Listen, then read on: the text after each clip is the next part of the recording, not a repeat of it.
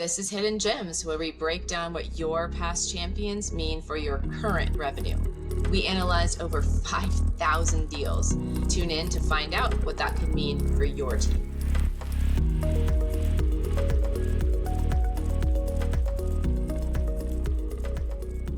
We are back with Hidden Gems, which is the limited series from UserGems, where we dig into the numbers behind why your past customers and users and prospects, which are your gems, have huge potential to positively impact your revenue. And so today we have Trinity Nguyen, our VP of Marketing at UserGems, and we're unpacking a question that I know is one of her favorites and that we come across frequently, which is, if my gems, my champions, my past buyers, they already love us, they love our product, can't get enough of it, won't they come back to us on their own? So Trinity, go.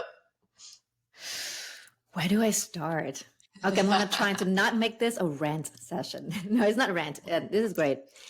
So at UserGems, we've been very fortunate to work with some of the best brands in SaaS. It's crazy. They have amazing, strong NPS scores, lots of happy customers, lots of fans. So because of it, one of the questions that we usually hear when we talk to them about UserGems is well, our customers already love us. They're going to come back on their own anyway, because we already see that in our own pipeline. So why should we buy a tool, spending some budget to build out this channel, or buying this tool? It's essentially they're thinking that it's just moving money from one place to another, or moving pipeline source from one bucket to another instead of creating new. So for us, it's an interesting question. So instinctively, we knew that tracking champions when they change their jobs would bring in new pipeline, because we've seen that with over 200 companies. But no one outside of UserGems has been talking about it. So there's no stats.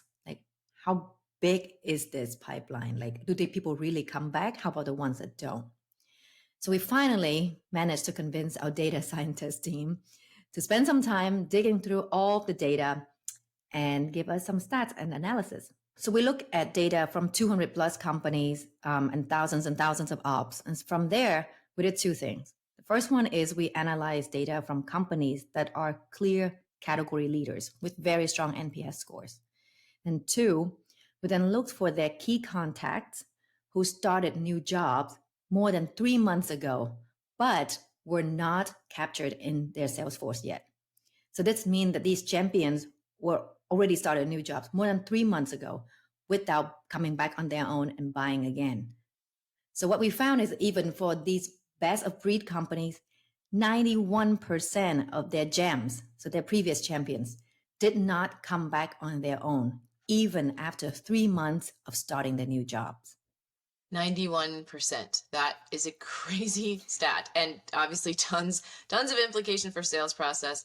When we talked with Krysten, our CEO, we talked about analyzing over 5,000 deals, and from there discovered that deals with gems, past champions involved, have 114% higher win rates. They have 54% bigger deal size. They have a 12% shorter sales cycle. So totally straightforward that uncovering 85% more gems, more past users and champions, huge impact to pipeline and revenue.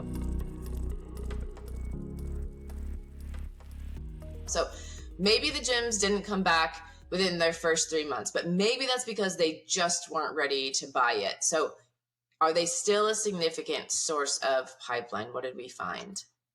Yeah, it's a great question, because the first part we saw the 91%, that's the volume. But how likely are these leads going to buy again? So we were curious too. So we looked into the gems that didn't come back on their own, the 91%. And then we surfaced them to these customers and kind of observed how they performed in terms of conversion into deals. And we have a very strict attribution requirement. So that these gems, or the missing gems, must be the primary contact in the new opportunity that's created after we surface the leads to the companies. So these forgotten gems, within the 1 quarter that we observed them, 1 quarter only. So these forgotten gems alone generated 5% of the overall close won revenue that quarter. So some sales cycles a little bit longer. So it could, but we just want to time cap it in 1 quarter. So that's 5% of your revenue that just lost.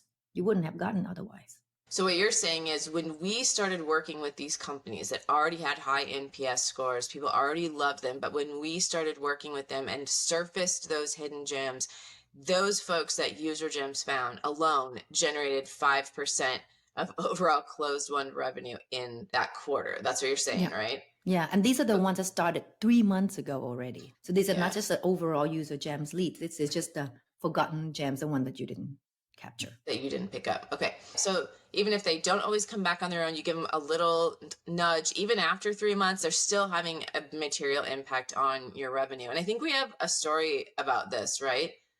Yeah, I think it's just my personal story. This is a few years ago. I was a very strong chorus advocate. So I use chorus as a call recording tool. And I use it a lot. And I advocate for it because I think there's a huge value in like training, but also from a marketing standpoint. So I told everyone that you need to buy chorus. Then I joined UserGems. And I guess because we were so small, I never heard from chorus. But then I started noticing this new company, new back in the day, on LinkedIn called Gong, and they're everywhere. And they share a lot of tips. And it's just fun and interesting to follow them. So when we had the budget to buy a tool, like it wasn't even a consideration. We bought Gong. We've been a huge Gong fan since then. So kind of like put yourself in the buyer position like that. Like as a buyer, you have nothing to lose when you explore new tools, right? Like there are some tools that you love and you're going to carry, but then like if there's a shiny new tool around the corner, I'm going to check it out. So as a vendor, why would you leave your best advocates, best fans up for grab for competitors to grab? Like why you're not proactively reaching out, congratulating them and keeping that relationship? So why wait for them to come back on their own?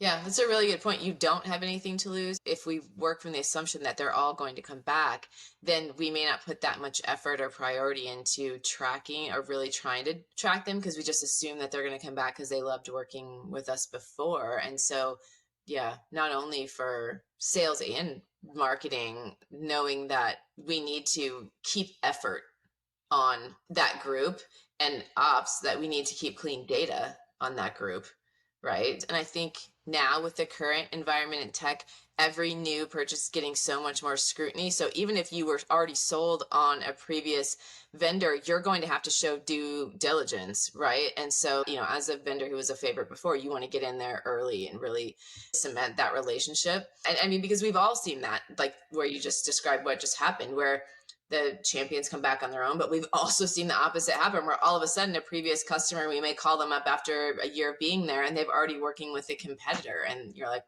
wait, what just happened? Yeah. We really need to like in pipeline generation, just revenue in general. I think we really need to tap into the FOMO, the fear of not missing out, but the fear of missing opportunities. If we don't know when a champion leaves, we don't know how much pipeline we're missing or we're sitting on that, could have happened right now. You don't know what you don't know. So it's kind of scary because right now it's really important not to leave revenue up to chance and double down on what works and the relationships that you already have. I think we just created a new acronym for FOMO. Instead of fear of missing out, it's fear of missed opportunities. I think we should steal that. That needs to become. This is a marketer. She's creating a new tagline just on the fly. I love it. All right. Well, this has been awesome. 91% don't come back on their own. That stat just blew my mind. I thought it would be more like in the 40s or 50s. So mind blown. Speaking of stats, we're going to talk next time around about more stats that you should know to help hit your number this year. And this is a big one. It's around multi-threading. So definitely tune in for that.